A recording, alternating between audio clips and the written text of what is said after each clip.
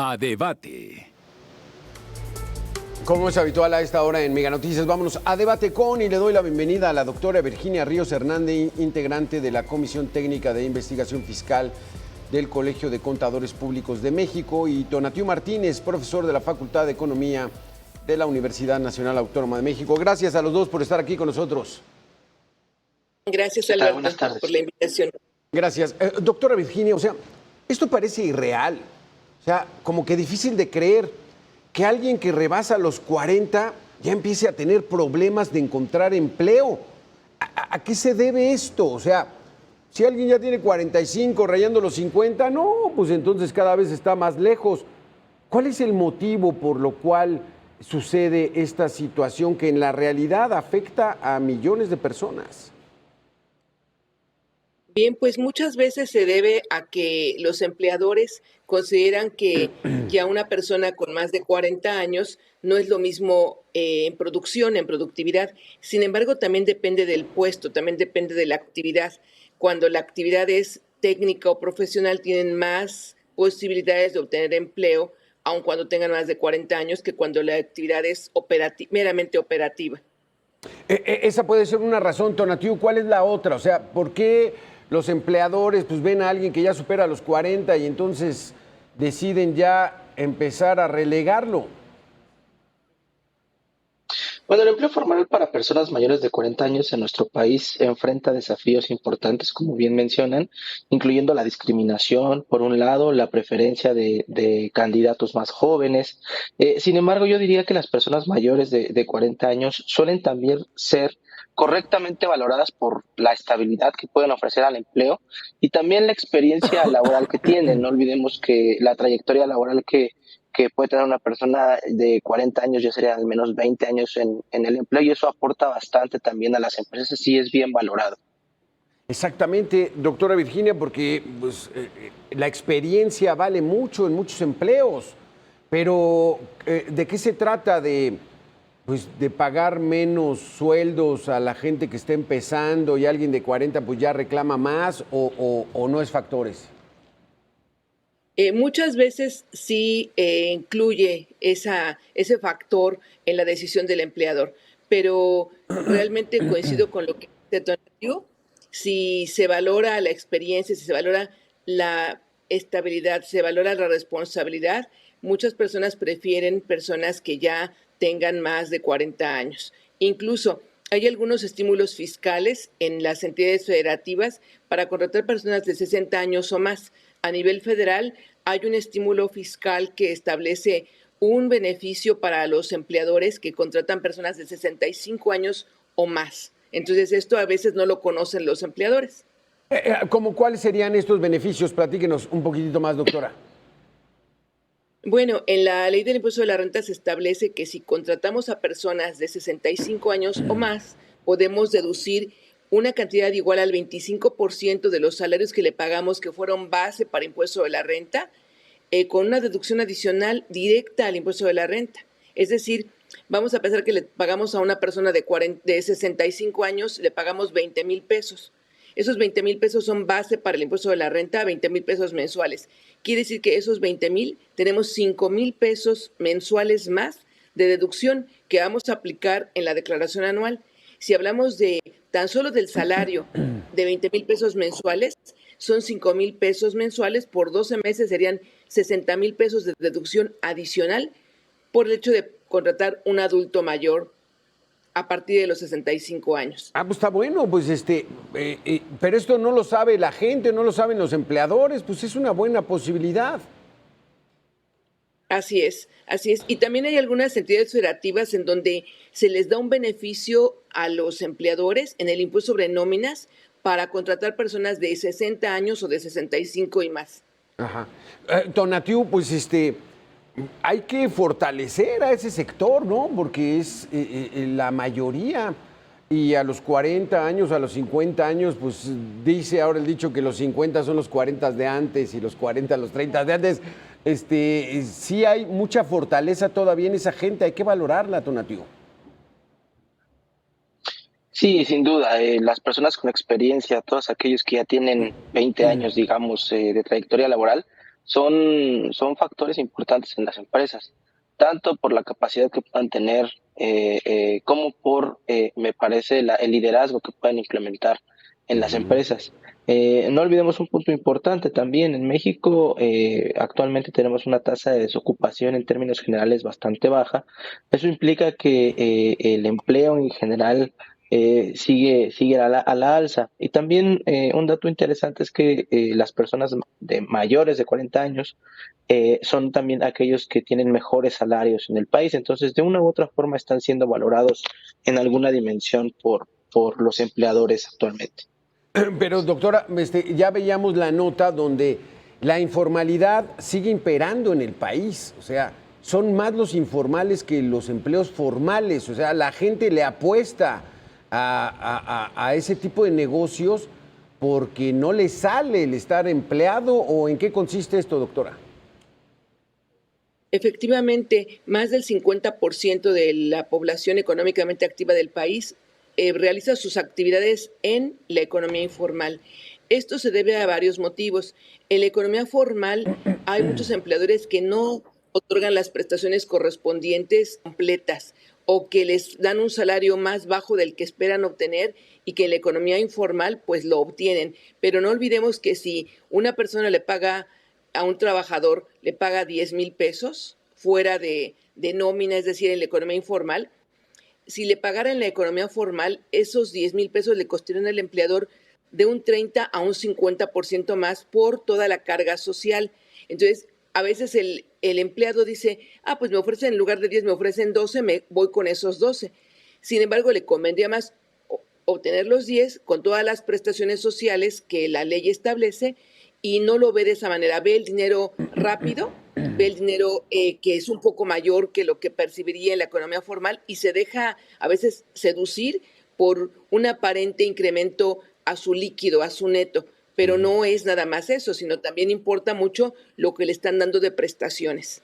Exactamente, ese es muy buen punto. Vamos a hacer una pequeña pausa de 2 minutos y regresamos. ¿Cuál es la visión verdaderamente del trabajador en México? ¿Exigir sus derechos o vivir al día con mayor liquidez? Volvemos en 2 minutos. Regresamos con la siguiente información. Hay crisis de trabajo para el sector de 40 años y más.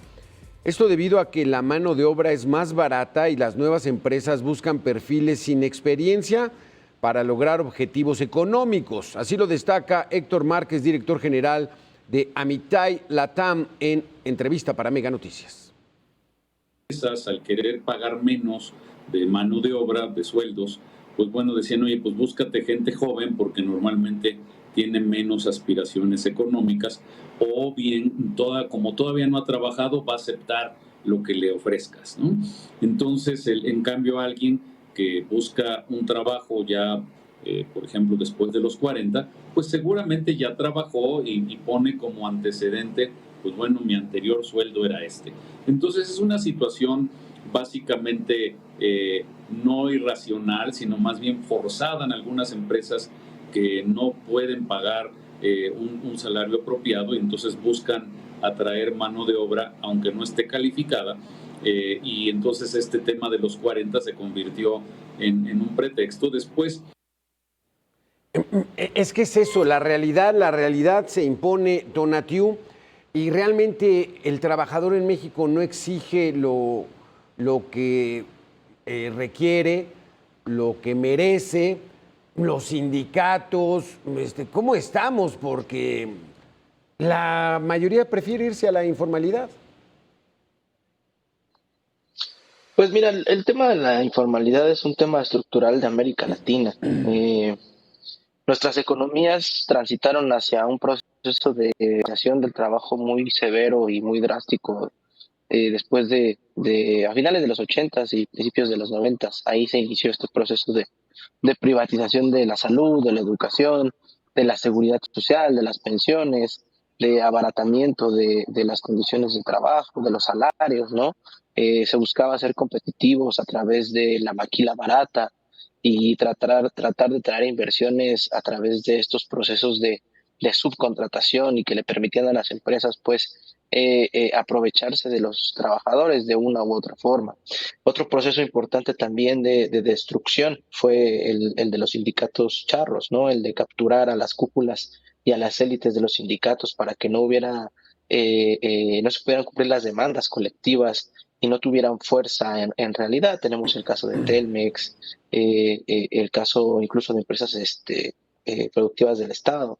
Entonces, no es un proceso o no es una situación propia de México, es una situación que se vivió en todo el continente, salvo Estados Unidos y Canadá, donde tienen sindicatos un tanto más serios, incluso que le han puesto presiones a sus países para que sean transmitidas a México a través de las negociaciones del Tratado de Libre Comercio, ¿no es cierto? Entonces, es un proceso muy complejo, no diría yo que los trabajadores optan por estar en la informalidad simplemente, sino que es una cuestión estructural de nuestras, que me parece también se han corregido. Por ejemplo, el incremento del salario mínimo es una política asertiva y que ha demostrado que ayudó a los trabajadores en general, o la eliminación del outsourcing, en donde se quedó simplemente para algunos trabajos especializados, como por ejemplo limpia o guardias de seguridad, ¿no?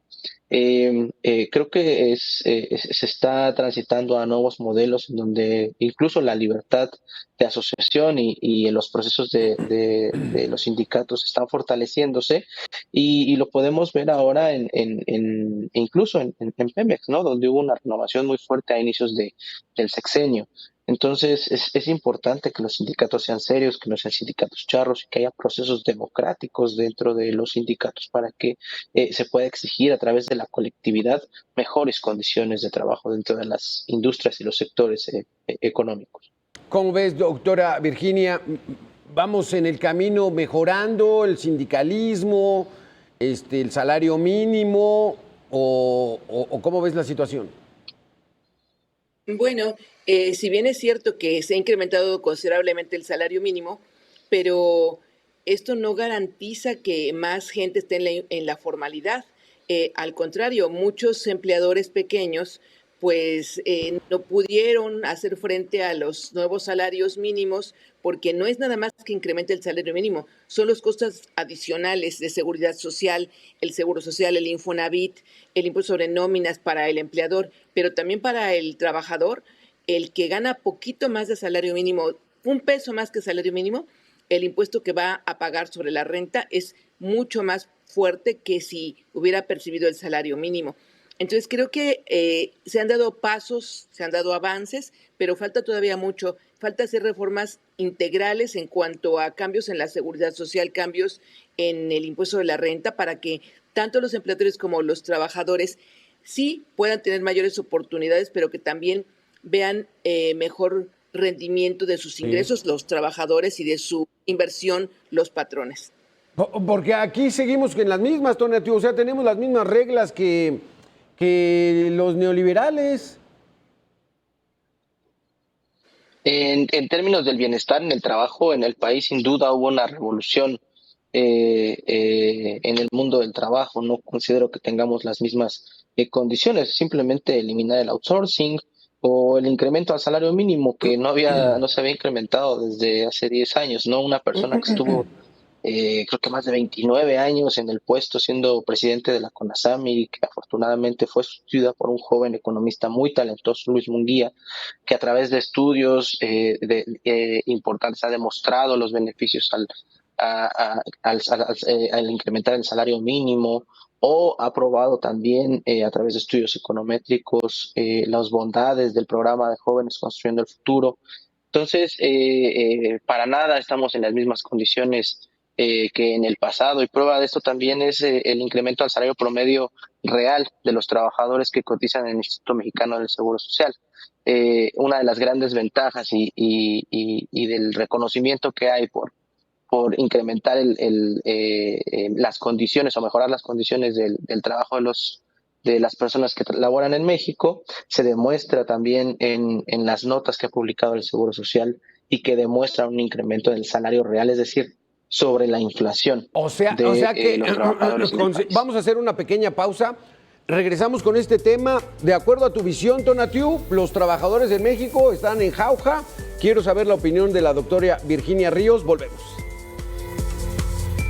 Gracias, doctora Virginia. Gracias, Tonatiuh. Doctora Virginia, entonces, ¿hay un cambio en los últimos 6 años con relación a los trabajos en México, el bienestar de los trabajadores, el que se contraten de manera formal? O sea, ¿ya se percibe ese camino benévolo que nos plantea Tonatiuh? Economía formal, sí ha habido una mejoría para estar en la economía formal, pero sigue habiendo más del 50% de los empleados en la economía informal, justamente porque algunos empleadores no consideran que no pueden pagar todas las prestaciones con los incrementos de los salarios mínimos que se han venido dando, que son justos, por supuesto que son justos, que han mejorado para los que están en la economía formal, por supuesto, pero también hay que tomar en cuenta la economía a nivel internacional, sobre todo después de un ciclo de pandemia que duró más de 2 años, en donde sí fueron seriamente afectadas las cadenas productivas y sobre todo pues la industria o la economía formal. La responsabilidad social es algo también muy relevante. Si una persona quiere poner un negocio y quiere, de lo que sea el negocio, sea de comercio, de industria, de lo que sea, de servicios, tiene que tener muy consciente de que implica tener empleados y que tiene que dar las prestaciones correspondientes que marca la propia Ley Federal del Trabajo. Lamentablemente no hay una cultura laboral, no hay una cultura fiscal desde los primeros años de infancia, y eso es lo que hace falta, una mayor educación y, repito, una estructura, una reforma integral, no nada más en la parte que corresponde a los incrementos salariales, sino todo lo que implica el pagar el seguro social, el Infonavit, el impuesto de la renta, la pensión de una manera más progresiva y más equitativa. Porque incluso, Tonatiuh, en la propia Universidad Nacional, ese asunto de los maestros de asignatura que les pagan 2,000 pesos, que no los tienen en anónimo, eso tiene décadas y no se resuelve, Tonatiuh. Sí, hay una crítica muy fuerte que hay que hacer a las autoridades de la universidad, de la UNAM, en el sentido de que la mayoría de los profesores que mantienen funcionando la universidad son profesores de asignatura, profesores que trabajan por contratos temporales de semestrales, y que tienen que renovar constantemente con inseguridad de que probablemente no los vuelvan a contratar, incluso si levantan la voz. No hay un caso particular en la Facultad de Ciencias donde pues mediáticamente se llamó la atención justo porque 2 profesores involucrados en demandas para mejorar sus condiciones pues no lo permitieron. Yo considero que hay que hacer algo al respecto, pero aquí también luego salen los críticos cuando se propone que el gobierno interceda y pues dicen que la universidad tiene autonomía, que la tiene de gestión y que no debería de meterse el gobierno, donde pues yo veo contradicciones porque piden al mismo tiempo o critican las condiciones de la UNAM, pero impiden también en estas críticas que el gobierno avance en alguna mejora.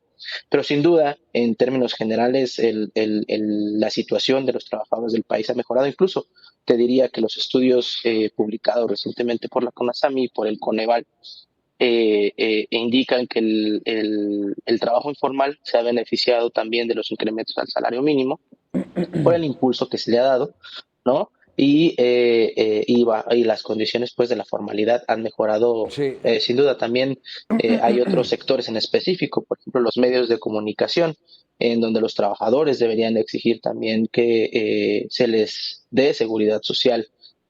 Muchos medios no otorgan esta prestación y tienen a sus trabajadores pues simplemente cumpliendo por honorarios, ¿no? Exacto, pero pues no vemos ahí a la autoridad, doctora Virginia, en corregir al sindicalismo en este país.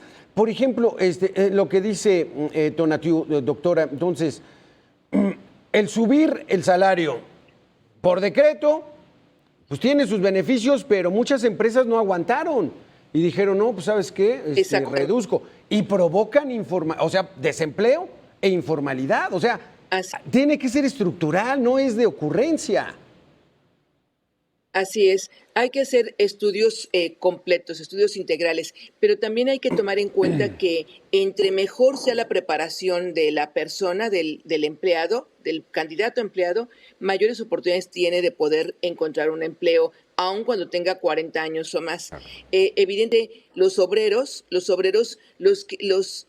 peones de la construcción, pues pobrecitos, porque realmente a ellos sí prefieren a los jóvenes que tienen mayor fuerza, mayor energía, mayor vitalidad y que le van a pagar lo mismo a un peón que tiene 20 años que a un peón que tiene 45. Entonces, ¿a quién van a preferir? Al que tiene 20 años porque tiene mayor energía, mayor capacidad, mayor fortaleza, pero es peón. ¿Cuánto le van a pagar? Salario mínimo. En cambio, un técnico, un profesional, una persona que pudo hacer estudios de manera media, superior o superior, tiene mayores oportunidades, así tenga 45, así tenga 60 años, de tener mejores oportunidades de empleo. Esa es la solución, ¿no, Tonatiuh? Mayor preparación. Ahí viene el famoso nearshoring, donde pues se requiere que la gente esté y los trabajadores estén mucho más preparados pues para incrustarse en ese mundo que incluso en este régimen pues va a tener que aceptarlo y pues muchas veces con las reglas que traigan esas empresas y el empleo es el empleo. Claro, el nearshoring es un fenómeno que ya está sucediendo, lo podemos observar claramente, por ejemplo, en la formación bruta de capital fijo, un indicador que expresa el incremento de la capacidad instalada en el país y que está creciendo de manera importante como no se había visto en décadas. Otro, los niveles de inversión extranjera directa que están registrándose por la Secretaría de Economía, en fin. El nearshoring es una realidad. Sin duda, el gobierno está pugnando, me parece que está en el discurso oficial y en el discurso de la candidata ganadora, la presidenta electa Claudia Sheinbaum, el mantener y el mejorar las condiciones de trabajo de los empleos en el país y son condiciones que al final del día muchas empresas mantienen en otros países. Por ejemplo, el otro día hablaba con un amigo que trabaja en Prudential, una empresa que está en más de 140 países, y justo criticábamos que seguramente en Europa ellos sí tienen contratados a sus empleados y le pagan nómina y le pagan seguridad social, pero aquí en México pues simplemente son socios y no pagan seguridad social a pesar de tener un empleo fijo, y son condiciones que deben de cambiar porque también las grandes transnacionales se aprovechan de ciertos esquemas que no deberían ya existir y que están perjudicando a los trabajadores en México. Doctora Virginia, más allá de la politización de este tema laboral, pues bueno, la clave, ¿dónde estaría para que fuéramos mejorando? O sea, más allá del discurso electoral, más allá de que traen las soluciones mágicas, la realidad es de que la inflación está superando los salarios, no alcanza, no hay empleo, hay mucha informalidad, no se mejora. O sea, ¿qué hacemos para mejorar todo esto, doctora? Una mejor educación es la base. Entre mayor educación tengan las personas, mejor capacidad tendrán de obtener un mejor ingreso y un mejor puesto. Y también al educarse las personas, así sean obreros, así sean técnicos, así sean profesionistas o sean empresarios, van a tener mayor responsabilidad social. Y al decir responsabilidad social es del lado del empleado para la empresa, del lado de la empresa para el empleado. Entonces esto definitivamente sí es importante, la mayor educación en todos los niveles y en todos los sectores. La capacitación ¿Perdón? No, y ese es el mensaje, ¿no? Para la gente, para los jóvenes que nos están viendo. Hay que prepararse, hay que ir a la escuela, hay que sacar buenas calificaciones, hacer buenas investigaciones, buenas exposiciones de clase. O sea, hay que echarle ganas, porque de lo contrario, si esperamos que el gobierno nos lo resuelva, no, hombre, pues nos van a dar una bequita ahí cada mes, ¿no? Entonces, que verdaderamente hay un impulso de los jóvenes para mejorarse y que esa sea la mentalidad. Mientras más preparados, pues más podemos exigir, más podemos superarnos, y ese es el mensaje que podríamos dejarles en estos momentos. Doctora Virginia Tonatiuh, se nos acaba el tiempo. Muchísimas gracias por haber estado con nosotros aquí en Mega Noticias. Vamos a hacer una pequeña pausa de 2 minutos y regresamos. Gracias a los dos. Gracias.